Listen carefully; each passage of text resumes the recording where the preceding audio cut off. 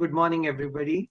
It's really a privilege and honor to chair the session on such an important topic like green investment and sustainability. This is something which is very, very important. The whole world is talking about it. The climate change has really changed the way policy planners, national income accountants, central bankers think about it. With the climate change happening rapidly, global warming happening rapidly, there are obvious climate changes that we have all witnessed. Even in our own country, if you see the rain pattern, the monsoon, the winters, the summer, everything seems changing.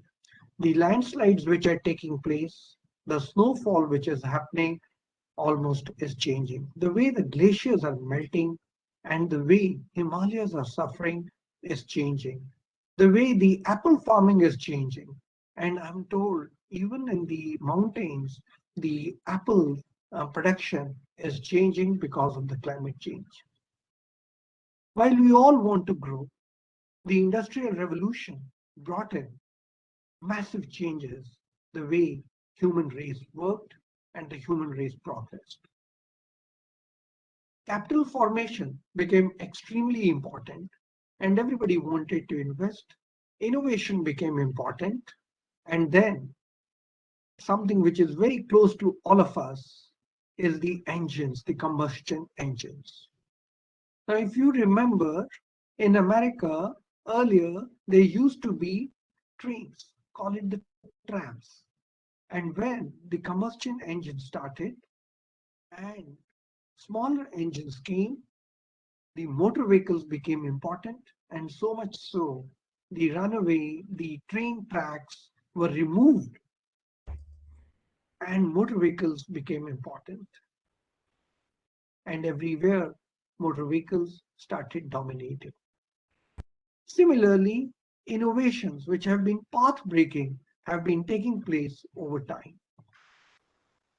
200 to 300 years have passed, but the planet has started seeing that this is not sustainable. For normal human beings, sustainability probably means one generation.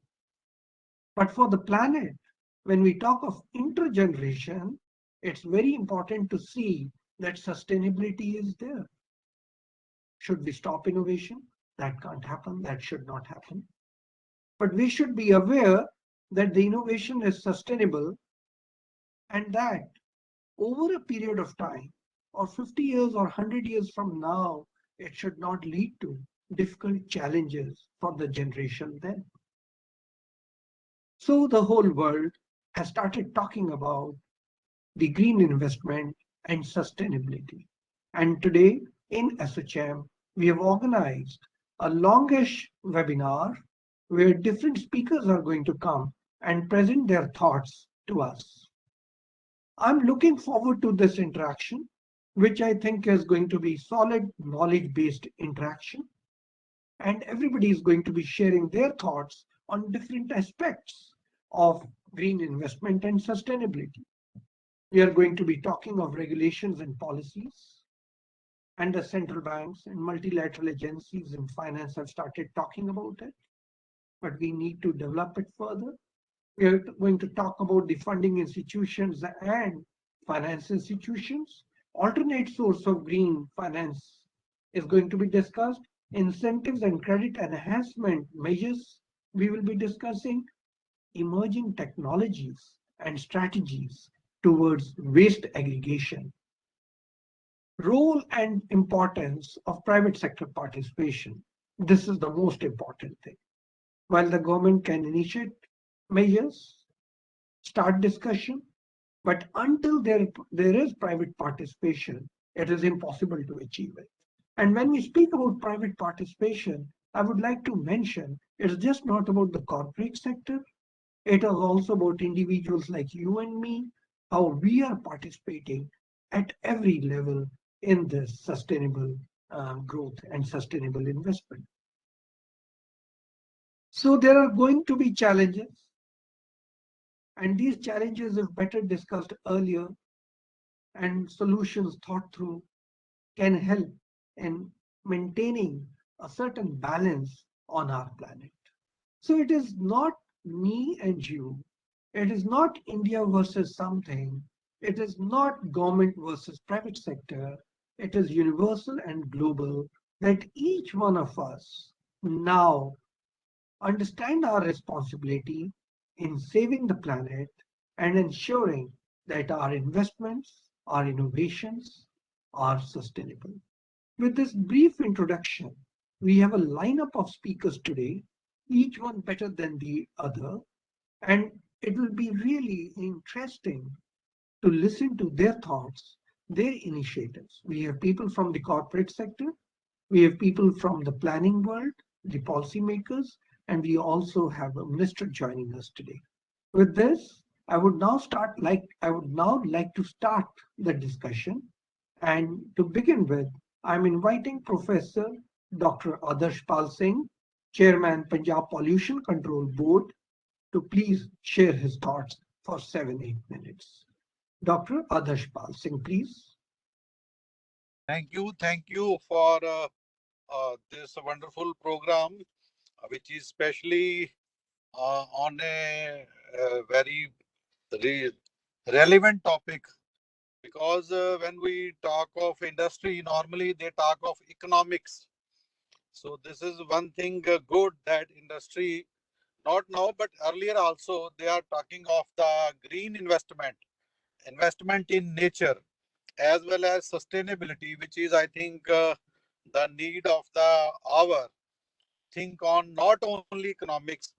I am not saying that we should leave the economics, but these days, this considerations of environment, consideration of sustainability for each and everyone, maybe a normal person, a citizen, maybe the industrialist, or maybe the educationist, whosoever.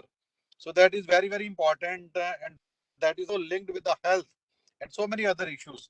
So,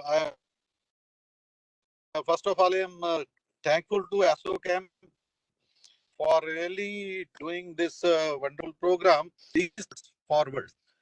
So I think we can move on to next speaker in between. He We can can move on to next. Yeah. Okay, whenever he wants to come back, let us know, Sure, and sir. then we'll include him. We'll Sure. include him.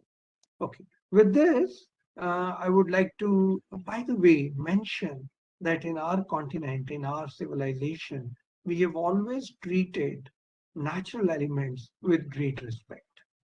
Now, I remember in our system of values, we believe that air is like the guru, and water is like father, and earth is like mother.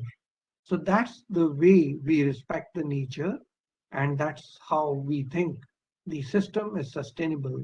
That Indian civilization, which treated the elements so respectfully, survived for 5,000 years without any major challenges as far as pollution and other things are concerned, related things are concerned.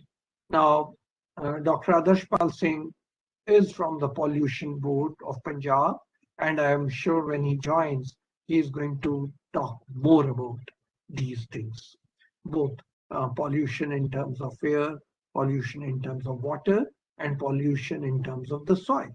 Because Punjab is one such place where soil has been over fertilized and the soil has lost its own characteristics, which is rejuvenating on its own. So looking forward to Dr. Adarsh Pal come and meet us and talk to us further. But let's keep moving as there are some technical snags at his end. And now I would like to invite Ms. Juhi Gupta, Head of Sustainability, PepsiCo India. And that's again a very important thing because they are so much involved into water and issues related to water. So can I invite now Ms. Juhi Gupta, please? Thank you, sir.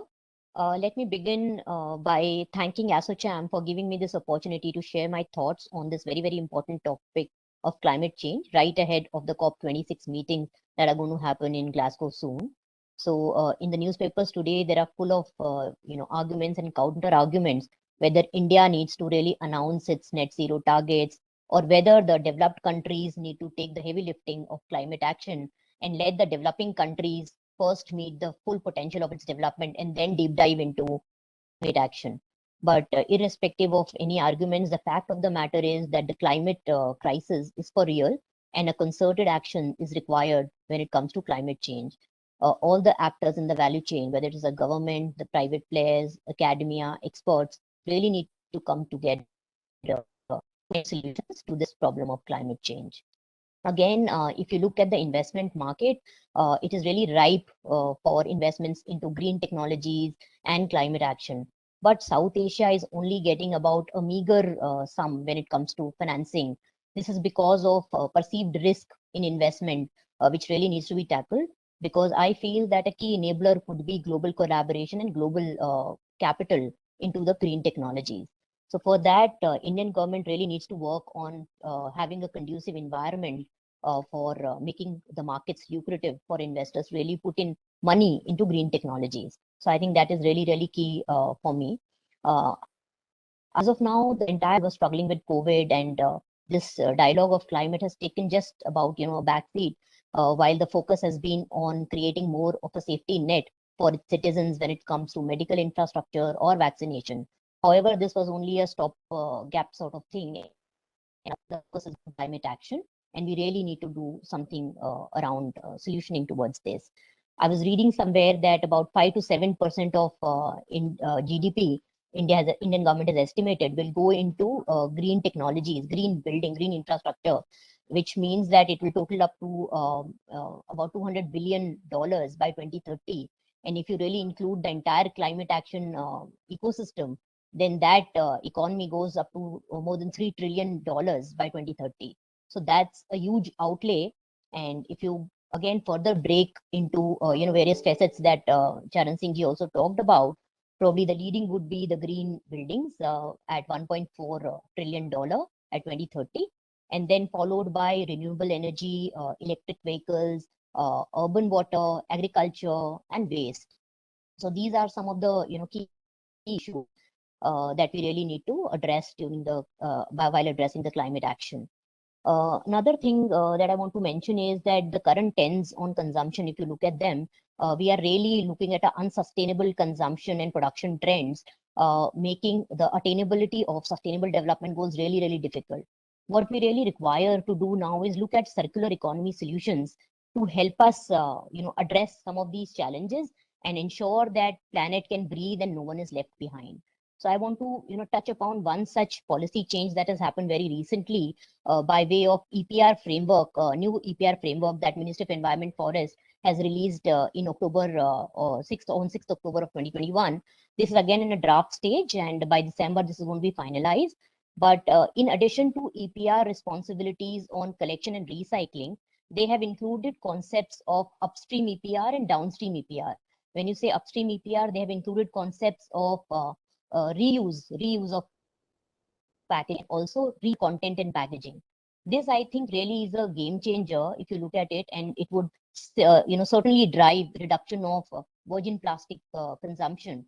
While there are no answers right now, there are still challenges, because there is no availability of recycled content or rPET in the market right now, and having mandatory content is going to be a challenging one for the industry. But the policy is really in the right direction and really looking to address circularity and better efficiency of resources utilization. So I would again sort of applaud the government for such initiatives. This is a path-breaking sort of policy, right from where the prohibition is there on PCR for food contact material to introducing mandatory recycled content. So this is the way forward, I would say, one needs to look at, not only in plastic waste, but other areas also. Circular economy will definitely mean creation of better jobs. It would involve better business practices and also a cleaner and green environment and planet. Thank you. Thank you so much, Madam Gupta. You are right. The extended producer responsibility in terms of environmental goods is very important. And for a circular economy, this is really important, and they have to play a role in it. And I'm really happy that you have shared with us that the government is considering rules and regulations on it. So thank you very much for your thoughts. I would now like to invite Shri Ananya Agarwal, CEO and co-founder, Runai. Hi. Okay, I want to apologize in advance. I wanted to apologize in advance. I'm currently on a boat.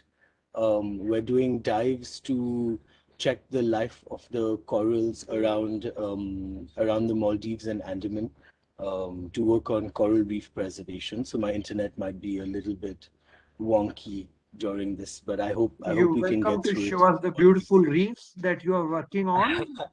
I've never been to Maldives, but this is the closest I Yeah, can be, and I'm sure many others. yeah, Yeah, yeah. You can have a. I'll give you all a quick look. okay. Oh, beautiful. This is the island. This is the island we're diving to next. And we are trying to preserve these places, right? And for the sake of this Exactly. nature, we are trying to say, let's be more responsible. Exactly that. We're a group of 21 divers that have come to assess and create some reports to share with the bodies to help preserve our coral reefs. Um, Beautiful. Thank you. But very good morning to our Honorable Chief Guest, Sri Ashwini Kumar Chobe, Honorable Minister of State, Ministry of Environment, Forest and Climate Change, Government of India. Our special guest, Sri Bharat Lal, the Additional Secretary and Mission Director, NJJM, the Department of Drinking Water and Sanitation, the Ministry of Jal Shakti of the Government of India, and all our esteemed speakers, guests, and our viewers. Firstly, I'd like to congratulate ASSOCHAM for organizing such a remarkable event, and having such forward-thinking minds under one roof. My name is Ananya Agarwal. I'm the CEO and co-founder of Runaya, and sustainability has not only been the driving force of our business at Runaya, but has also been a specific passion of mine since I was very young. It's very close to my heart, and I hope that can come across on this phone call. Very briefly, I'll give you a little bit of background about around myself. My brother and I founded Runaya in 2017. We come from a business family. My father is running a globally diversified metal and mining natural resources company called Vedanta Resources. We had the option and to join the family business in 2017, but we thought that sustainability is is more towards our heart.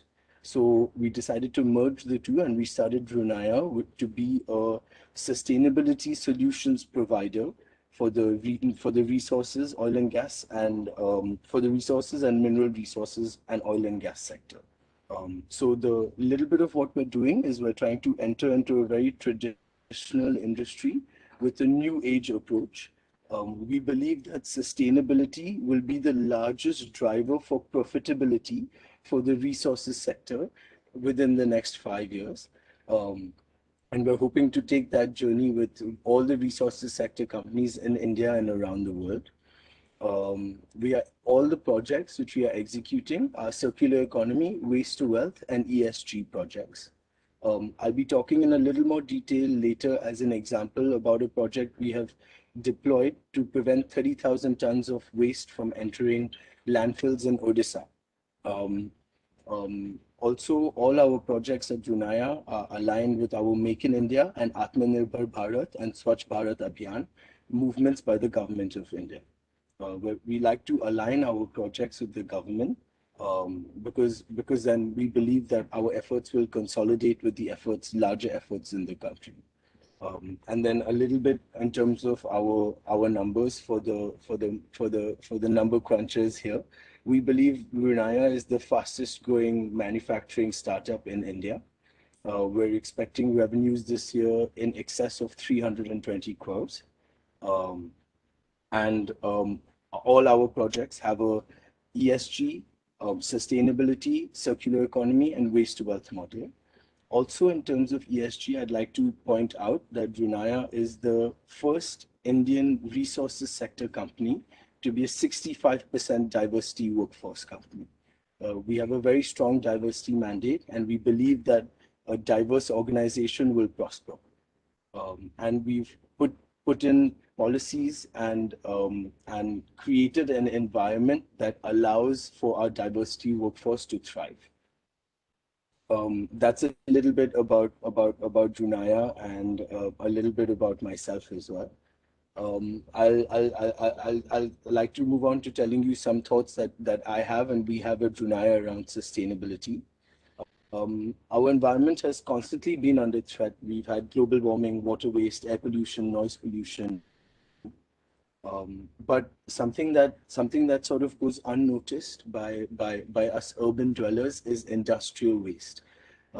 Industrial waste is much more worrying than I think we have realized it is. Just processing metal from ore, the amount of waste we are generating globally is around 174 billion tons of waste every year, out of which only 40% is processed. So we have 100 billion tons of industrial waste entering our landfills on our planet every year. This is exactly the space and this is exactly the gap that Junaya is hoping to address. Our mission and our goal is to eliminate mineral waste, mining waste, oil and gas waste from entering landfills. And all the processes and technologies which we will deploy will be zero waste and zero discharge technologies. Again, I'll be using an example of one of our processes a little bit later to shed some more light on the type of mindset that we have. We believe, and we believe the entire resources sector as well now believes that we have to move away from the linear economy model. We have to move into a circular economy model with a focus on sustainable solutions. We have to find ways and means to maximize productivity through sustainability solutions. We have to create win-win conditions where we are increasing the output of the resources sector through being sustainable, through recovering precious metal from waste. This we believe is the largest driver for sustainability, apart from legislation, that we have to encourage private sector to be more sustainable. I'll get a little bit into our first project that we deployed in Odisha. The first project is a project to completely process a waste called aluminum dross. There's around 1 million tons of aluminum dross produced globally every year. Around 100,000 tons of that is produced in India. At Junaya, we are now processing 30,000 tons of dross every year.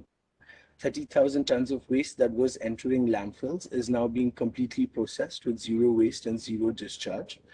Vedanta Jharsuguda is India's first zero dross waste plant. Dross before this, because of legislation, was the biggest challenge being faced by the sector. And luckily, through our interventions, it is now no longer a challenge being faced by the aluminum sector in India. Technologies that were present in the country before were only able to recover between 50 to 55% of the material. Our technology, of course, is a zero waste process. It recovers the entire material. To give you a little analogy to help you understand what dross is. So when you have your morning cup of tea, on top of your tea, there's a layer of malai which forms. You take your spoon and you scoop it out. But in between the spoon and the malai, you have some chai that gets stuck, 2-3 drops of chai. So the exact same thing happens in aluminum making. You have aluminum in a casting furnace, and the top layer of the casting furnace forms malai, or forms dross, which is then skimmed off by the aluminum manufacturers. Unfortunately, in the skimming process, some aluminum gets skimmed out as well. The aluminum, our technology is able to recover 90% of the available aluminum in the dross. It works out to around 40% by aluminum by weight of dross. So the 30,000 tons of aluminum of dross that is now not entering landfills is being converted into 12,000 tons of aluminum, thereby increasing the output of the resources sector. But more interestingly is the malai, is the residue.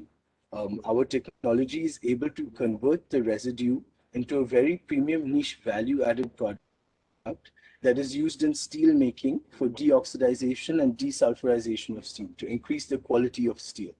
We're working with all the largest steel makers in the country, and our product is looking to be very successful at helping them improve the quality of their steel. Um, this was just our first project. Our impact is currently 30,000 tons of waste a year in terms of dross. The second project that we are commissioning is in the zinc making stream. To recover several metals from the zinc making stream, including nickel and cobalt, which are both in very high demand today because they are part of the EV, the electric vehicle raw material supply chain. Looking to recover these metals from zinc through deploying zero waste, zero discharge solutions. This again will prevent several tens of thousands of tons of waste which would have entered landfills from now not entering landfills. And the value of the metals recovered, the value to the private companies themselves is extremely large. It's in the hundreds of millions to billions of dollars.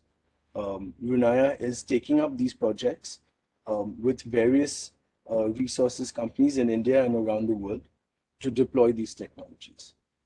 And then lastly, in terms of innovation. Yes, I'm finishing. Lastly, in terms of innovation, we have set up a Sustainability Innovation Center at Jharsuguda with the purpose to identify sustainability challenges faced by the sector, identify solutions available globally, and then deploy those solutions in India, thereby taking a journey with the resources sector in India towards being a zero waste sector. I'd love to engage with you gentlemen further. It's been a pleasure to listen to the speakers as of now. Please have a good day and thank you for your time. Thank you very much. This was very interesting, and thanks for sharing the sights of the beautiful ocean around you. That's very kind of you. Let's move on as we are running out of time. I would now like to invite Shri Sanjeev Sharma, Executive Director, Indian Oil Corporation, to speak to us, please, and share his thoughts. Good morning, Mr. Charan Singh. Good morning. Thank you for having me in this conference. While I represent the traditional fossil fuel sector, but we are very mindful as a corporate citizen of the climate change and all the ills associated with that. So just to share my thoughts on green investing, what are the opportunities and challenges. Before that, I'd like to say a few words that what we are doing as far as green action is concerned. In a very big way, we are foraying into gas infrastructure. We are getting into compressed biogas. We are scaling up the ethanol ratios in petrol. We are also into the space of waste to energy, as well as solar and even now hydrogen. So these are some areas which will mitigate the effects of climate change. Now coming to green investing, I think this is the key challenge. While there are a host of opportunities, because that is the future, but how to fund the projects, I think that's the key challenge.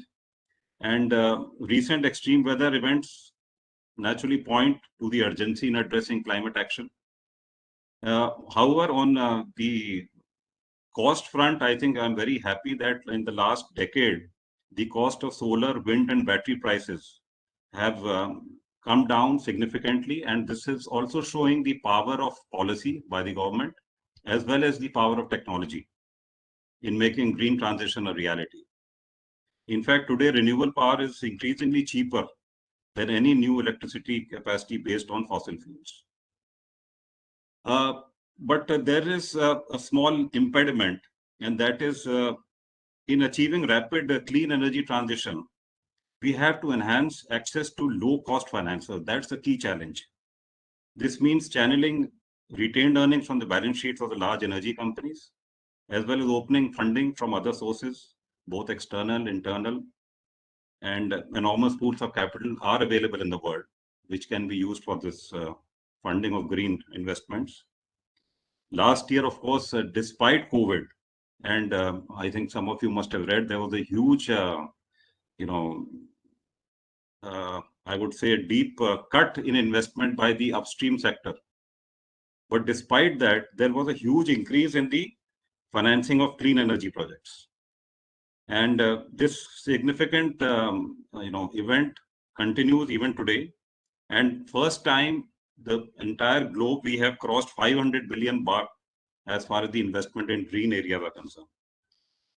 In fact, in the world of finance, green investing or sustainable investing is now today's buzzword. And the amount of professionally managed portfolios that have integrated key elements of ESG assessments have been growing rapidly. And green bonds are also on the rise. However, for the world to be on track of meeting net zero targets, the annual energy transition investment needs to grow 8-fold, like what Juhi also mentioned. And it has to reach a level of $4 trillion by 2030. So that's a huge, target. Green bonds, while they are growing, but still only account for 10% of the total global bond issuance. Another area which is been talked about even in COP16, that annually 100 billion climate finance commitment aid will come to the developing world. I think that is still far from what we've been getting in the developing world from the developed world. So that is another area probably which will be under discussion in this COP, which is there next month.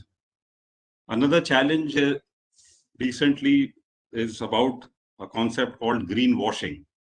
Now, lot of companies are raising funds under this ESG portfolio, but a study by a European business school recently said that only 12% of the determinants are of green nature in that portfolio.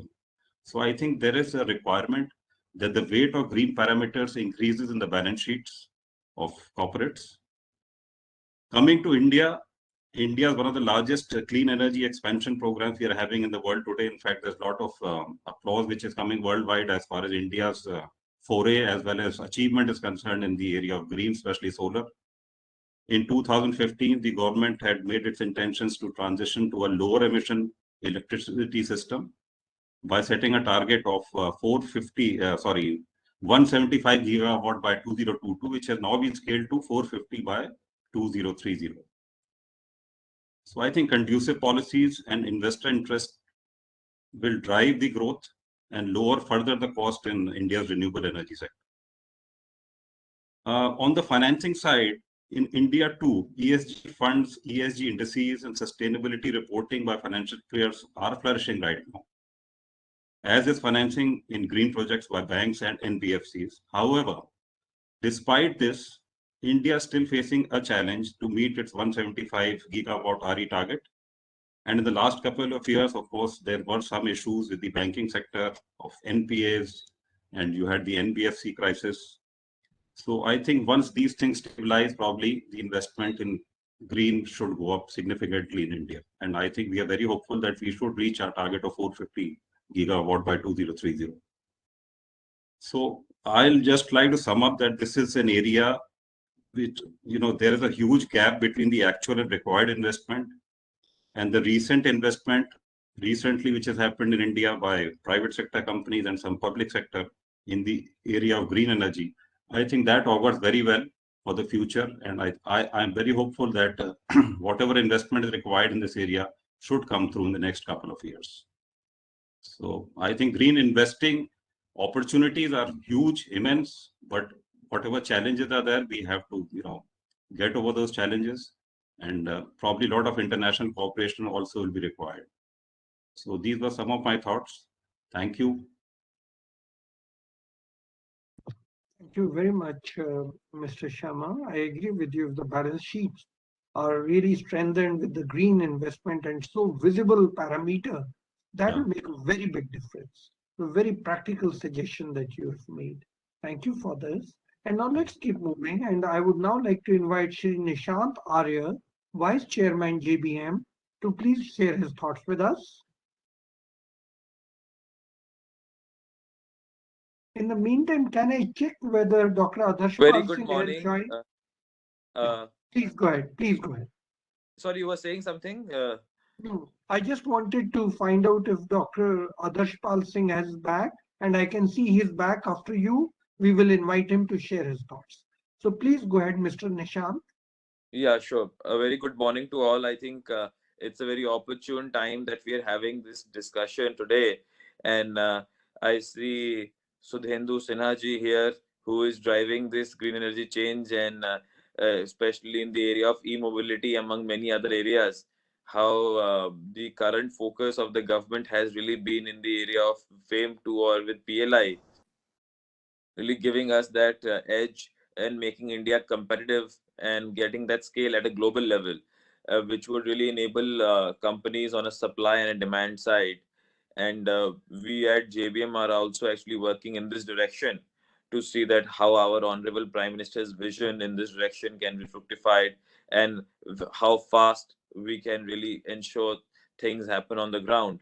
I think the way we have seen 100 gigawatts of renewable energy in the last few years, uh, and the same way we are seeing that in the next few years, how India would be in the leadership position in the EV space as well. And I think transportation is one of the key enablers of sustainability today, which all of us are impacted with, and especially in Delhi NCR, the way we are seeing the pollution. So definitely that will be a big enabler to really change the environment, because if I just take even a public transport as an example, with every electric bus we are able to knock off about 1,000 tons of CO2 and about 350,000 liters of diesel in its lifetime. So that clearly shows what kind of benefits can electric mobility bring and how it can drive sustainability. Because clearly in this case, if we are able to link up our renewable energy plan and our electric mobility plan, then the complete electric mobility ecosystem in India can be green. So from well to wheel, how we are sustainable and how we are green, I think that is going to be a key element in this scenario today. At the On the other edge, the charging infrastructure, which is also green, because we see solar EV charging infrastructure being deployed by multiple companies, and I think that's need of the hour in this scenario. On the other hand, if I clearly understand and see that how are we becoming green and how are we becoming sustainable with our manufacturing solutions, I think that is also equally important. That how the digitization and sustainability also go hand in hand, and different organizations are adopting industry 4.0 solutions. And in this fourth industrial revolution, we see that the total manufacturing sector is getting revamped, and the kind of challenges, the kind of opportunities which these challenges have brought to all of us in the last 1.5 2 years with COVID, I think all of us have very well understood the importance of health and environment, and how health and environment is impacting all our lives. So in this time, with this structure today, there are multiple business models emerging, and that is why there is a lot of collaboration which is happening between industry, academia, and now a third key element, which is startups. So multiple startups are having out of the box solutions, where they are working with industries, with larger corporates, to see that their agility, their frugal approach, and their sustainable solutions in multiple such areas can be a very good driver. And that is what we clearly see on the other end as well, when we see that our focus in India now on the energy side of it, it is not only about transportation but the energy security for us, when sustainability is being taken as a prime focus, and how we are inviting new investments in this area is going to be critical. Like we see the Satat scheme on the compressed biogas in the last few years has really come across, and now multiple companies are participating, and companies like us and many global players are getting into this area as well, where the clean energy is being propelled in a big way. And today we have a gas contribution of 6%, which is being targeted to be taken up to 15% in our complete energy mix in India. So I think that will again go a long way in really seeing that how we are creating a gas ecosystem, we are creating an EV ecosystem in our country, and we are moving towards self-reliance more and more. And for it to happen, the kind of workforce which is required, I think in the focus on sustainability, we need to really see that how skill development is also getting integrated with this, and we are developing people to take up such challenges in the future, so that there is more inclusive growth, and people are really seeing that learning, unlearning, relearning can be brought on board very clearly vis-a-vis this. And that is where we also see a lot of green funds, a lot of international funds who are looking forward to come to India and investing into such organizations, such projects where they are really supporting the green initiatives on the energy side, on the mobility side, on the sustainability side, and having multifold impacts even in our smart cities in different cases, where these smart cities also are able to deploy many such solutions. So I think with that focus and understanding, it would be very critical that we are at the juncture of really taking off right now. So when we are at the cusp of taking off, how companies really collaborate, because no one company can do this. Like, as we have also been focused in addition to electric mobility in the area of waste to energy. So we clearly see, because I heard one of our co-panelists talking about it, that that is a very pertinent point, that today we have about 62 million tons of waste, and how every city is able to move closer to zero waste, and how that is becoming a self consuming system which they put in place with such energy or with different products with such waste, and instead of becoming a menace, it becomes a blessing in disguise for us, where we are using such waste for creating jobs, for creating businesses which are built around sustainability. And for that, how we are building a completely circular economy in our country, I think that is what is important. And when we talk about the commitments which we have made as a country Mr. today, we see that even the International Solar Alliance headquarters are in India, in Delhi NCR. Yeah, so that is the point which I'm trying to make, that how on different modes of sustainability and green investments, whether in the area of renewable and mobility, in the gas ecosystem, on with startups, there's a lot which can be done. And definitely this is the right time where we are having these discussions, and different subject matter experts from the industry and the leadership from the government is really sharing their perspective to create the right alignment between all stakeholders. Thank you. I just want I to think you're check. on mute, Mr. Singh. Yeah. I just want to check. Thank you very much, Mr. Aryan. I just want to check if Dr. Adarshpal Singh is still around. I knew he had to rush for a meeting. I think He has left. He has told us the meeting for the meeting. Now you can follow the agenda. Yeah. That's okay. So can I now invite Ms. Sakshi Goyal, Senior Investment Specialist, Lead Energy Sector, to please speak and share her thoughts? Ms. Sakshi Goyal. Yes, good morning, everyone. Thank you, Dr. Singh, for having me here on this panel today. I'm Sakshi Goyal, Senior Investment Specialist and the lead for energy sector at Invest India. Invest India is the national investment promotion and facilitation agency of the Government of India. I think the topic which we have today is definitely very apt, wherein I think the most important thing for us is to see how sustainable the investments can be, which we try to promote in India.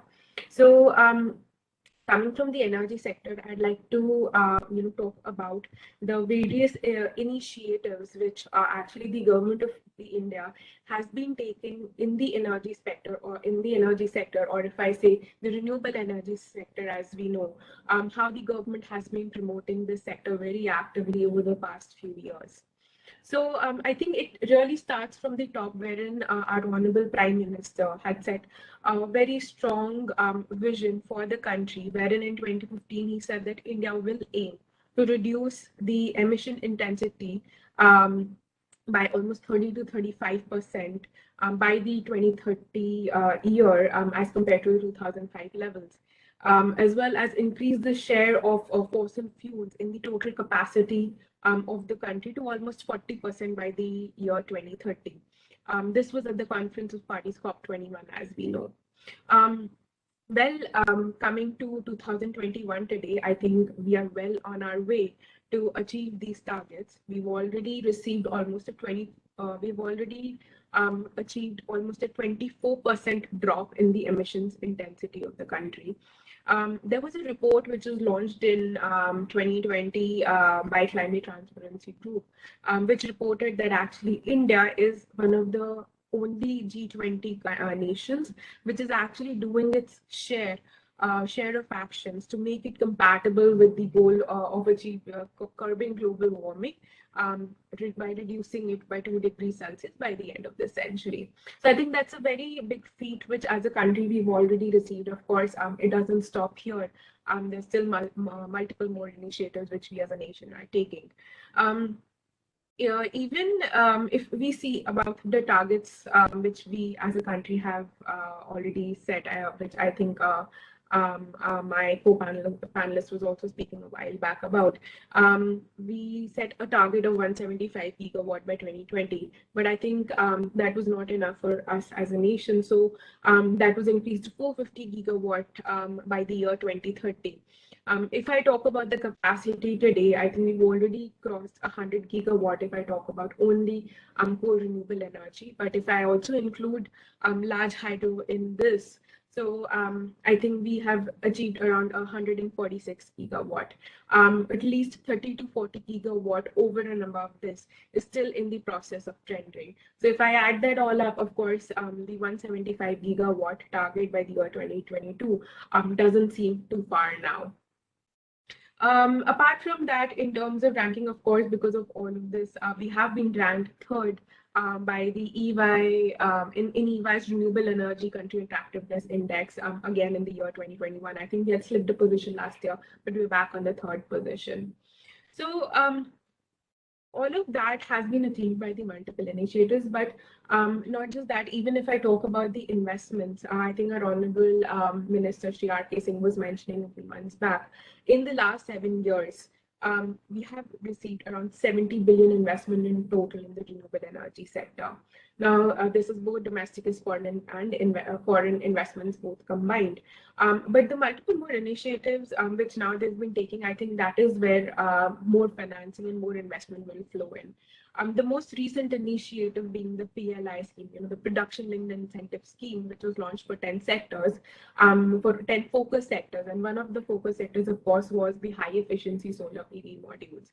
The 4,500 INR crores scheme, which was launched for solar PV modules, even though it may not be as much in terms of amount which we would have want, maybe the budget allocation was required more, but even that amount is points to the idea of how, as a country, we are moving towards renewable energy sources. So there were multiple applications which were received for the PLI scheme. Four companies have been almost shortlisted, as well as it was there in public news yesterday too.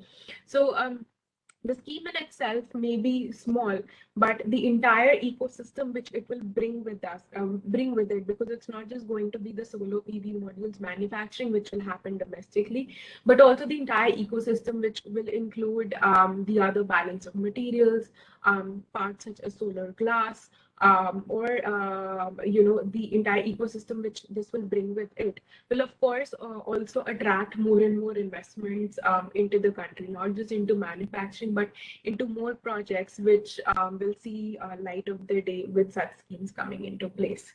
Apart from this, Government of India, of course, tries to offer as much as a conducive environment they can to the investors, both manufacturers and developers. Another greatest action which was taken was to allow 100% foreign direct investment into the energy sector, that too under automatic route. That also points to how much focus as a government, the government has on the sector. The other PLI scheme which was launched along with solar PLI was in the advanced chemistry cell and battery storage, which had a financial outlay of around 2.5 billion USD dollars, which again is expected to attract a lot of foreign as well as domestic investment. Along with that, both the schemes, they don't just attract investment, but they also reduce India's dependence on other nations, other foreign players to cater to our needs of growing sustainably within the country. Apart from that, a few of the other policies or the incentives which ministry has launched come in, such as classifying the solar modules and the PV cells under the white category in the pollution norms. No clearances as such are required while getting finance from the lending institutions. Of course, one of the another most latest policies has been the National Hydrogen Mission, which I know all of us have been very eagerly waiting for the policy or the guidelines to come out. That's another very major step which we as a country are taking to move towards green energy. Once this policy starts becoming applicable, of course, it's not just solar and wind which we'll be focusing on. Hydrogen is the future of powering, especially the heavy industries in the coming years. And India will not be behind the other nations to make use of this technology, and as well as apply in our industries for our energy sources.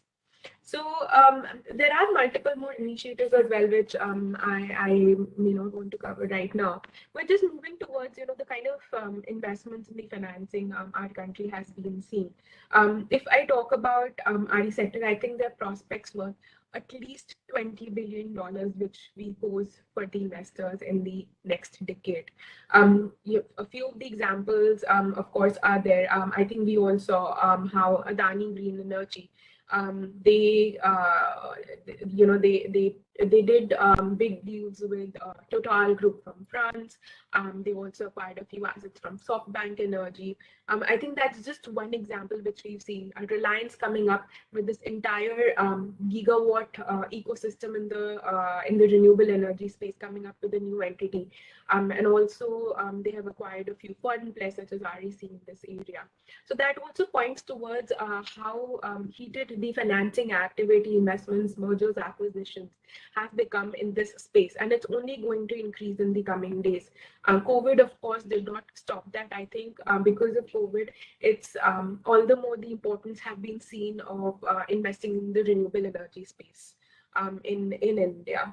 Apart from that, I think ESG funding is something which has been probably not been very active in the past few years in India, but now I think that's also something which has started becoming very active.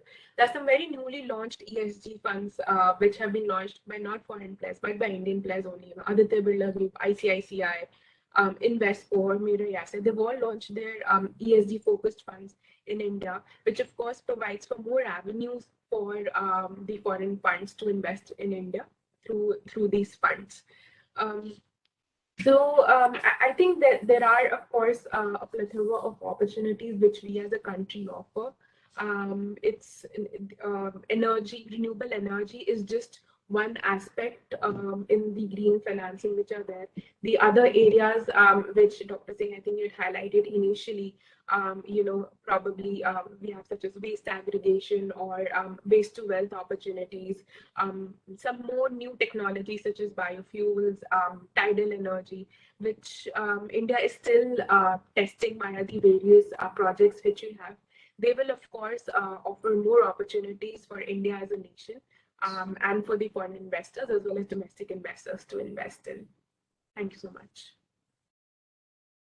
Thank you very much, madam. This was very interesting and very informative. Very kind of you to spare time for us and speak to us at length. We wish Vice President Shri Rahul Agarwal all the best. And I think you're doing a great job in financial literacy too, other than what you're really doing. Thank you so much. I would now like to invite the chief guest for this session, Shri Sudhendu Sinha. He's the Advisor Infrastructure, Connectivity and Electric Mobility, Niti Aayog. And we would request him to kindly share his thoughts with us. Shri Sudhendu Sinha. Thank you, Mr. Charan Singh. Hi. And to all the participants. In fact, the time that is left is only kind of elevator pitch for me. So I will be taking very little time. Nishant explained to you that how well we are trying to go ahead in the electric mobility. Sakshi explained to you about the PLI schemes. Number of them are others. 13 PLI schemes are there. We have got, yes, she mentioned about the advanced chemistry cell and battery storage. There is another for the automobile components also where green is most significant. And initially from Indian Oil Corporation, it was mentioned that how much more investment will be required in times to come. Mr. Charan Singh, you started with values. You rightly said so. Now, sustainability has become a common agenda. It has become a common challenge for the entire humanity. It is no more confined to a particular country. It is no more confined to a particular group. It has nothing to do with religion. It is for the planet. So that is the kind of address which it requires to be done. My perception is, I am thinking a little out of precise the area in which I work. My perception is that if we want to have sustainability, it calls for a lot of changes in our mindsets, in our preferences, in our lifestyle, and the way you said, life of values, life of ethics. So what we call mulyon ka jivan, that is the kind of thing that we'll have to look into it. And yes, as the change of preferences are required, it will call for a lot of technological innovations. For number one, setting up new things in position. Number two, correcting the wrongs, undoing the wrongs that we have already done. That is one. Number two, along with technology, a lot of people have awareness, initiatives have to be taken forward. And these two have to be backed by investments. And that is precisely what the green investment comes into position. I was just wondering that if our lending institutions can be kind of encouraged to think that can they revisit the priority portfolio of the lending that they are otherwise doing right now? Can there be a change in the process of due diligence that they do in advancing loans in the green sector? So these are some of the challenges that should be posed before the lending institutions. Similarly, how could there be a sustained flow of funds to these institutions? That is again a challenge. And it cannot only be done through a kind of government initiative. It has to come only also from the private sector in a big way. So in the entire evaluation, monitoring, development system that we have adopted, can there be sustainability, a very prime focus? Can the outcome framework that we have decided, can that be again a kind of aligned to sustainability? So these are some of the challenges that is there. And yes, I will be looking forward to number of suggestions that will come through this particular seminar, this webinar, and I shall be grateful if it could be sent to us to see that if some of them could be taken forward at the government level. And yes, I saw that you are celebrating 101st year of your inception. So that way you are 26 years older than independent India. So we do value your suggestions, your thinking through, and once it is with us, we would like to take it forward. But as you rightly mentioned, I'm just trying to close the loop. As you rightly mentioned in the beginning, that it requires lot of value changes, lot of those preferences. How can we make sustainability a signature statement? Can it be a fashion statement? Can be a value kind of based living for different group of people, different cultures? Can it be like that? The very fact that associations like you is bringing sustainability into prime focus and public discourse is something very enlightening and something very encouraging. And when I will be at Glasgow on 10th talking on these things, I will be singing for you I will be telling them that in India, our associations have brought these things in a prime focus, and then that is how the sustainability will be taken forward. So that in the entire spectrum, government is already there. Government stands with you, stands by your side to take the sustainability ahead. That is a commitment of the government. It has pronounced it time and again to take it forward. How can private sector again be the major driver for change? That is why I said there's so many challenges, so many small little issues are there that needs to be addressed. And finally, yes, how can we make it our way of living? With that, thanks a lot. Thanks for inviting me, Mr. Charan Singh. Thank you.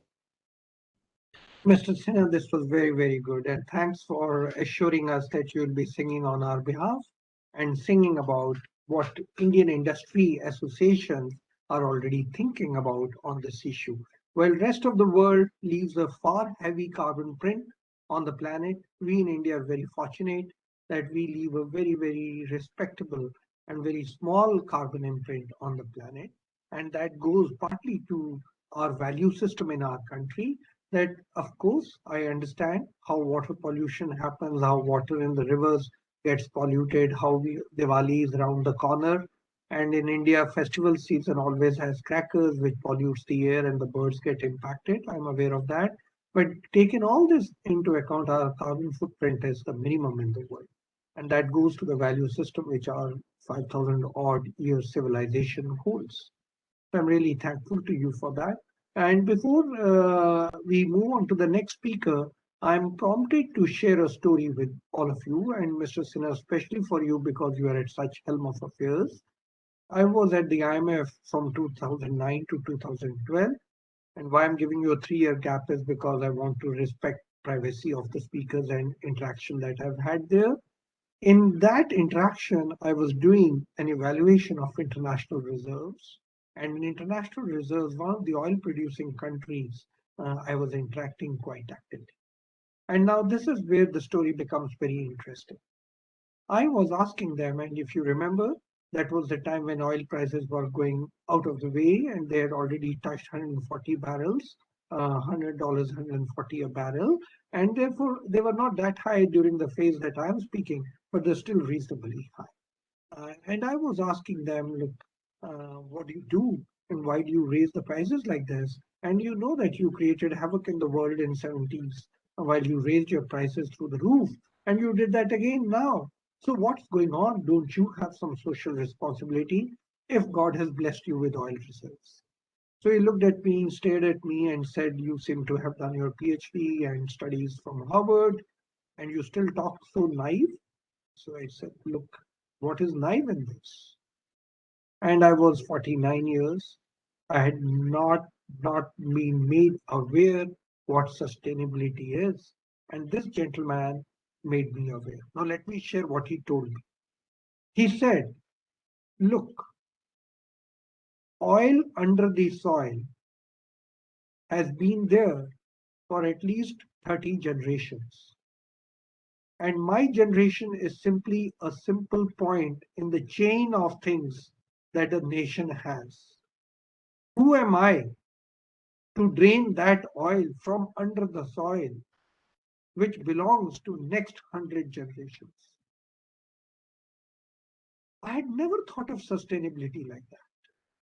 That we, in our short span of life, have inherited a certain component on the land mass where we live. And this land mass and the assets under that land mass are there because of the past generations. And it is our responsibility, duty, moral duty that we let it either improve or at least let it go to the next generation as it is. And what is the right price of oil, he asked. And he said, if I have to keep future generations in mind and the contribution of the past generations in mind, how do I price oil?